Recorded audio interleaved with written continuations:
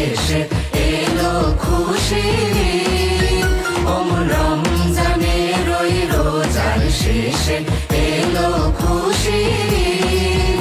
তুই আপনাকে আজ বিলিয়ে দে শোন আসমানি তাগিদ। রমজানের ওই রোজার শেষে এলো খুশির ঈদ।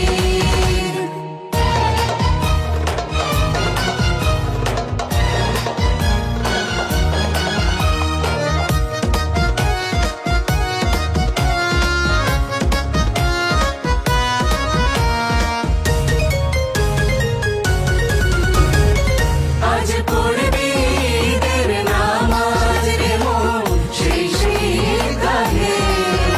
আজ পড়বি ঈদের নামাজ রে মন সেই গাহে। যে ময়দানে সব গাজী মুসলিম হয়েছে শহীদ। যে ময়দানে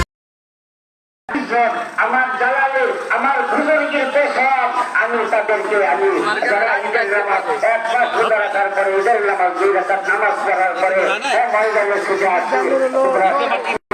তোমরা সাক্ষী থাকো আমার বান্দাদেরকে আমি মাফ করি।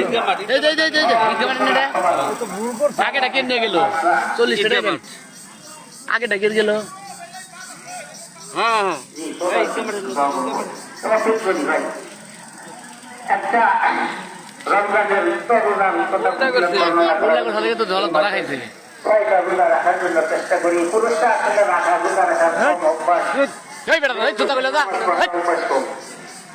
মহিলারা খায়া পুরুষরা কিন্তু নামাজ পড়ে আবার রোজা কম রাখে।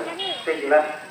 মা বোনদেরকে বলে যে 6টা রোজা যদি রাখে তার সিয়া আমি সেই জন্য এই 1 মাসের সাথে সাথে 6 রোজা করার পরে সেই জন্য আল্লাহর কাছে এরকম 1 বছর সে রোজা রাখলো। সুবহানাল্লাহ, 1টা বছর ভাই, 1টা বছর রোজা রাখা সহজ ব্যাপার।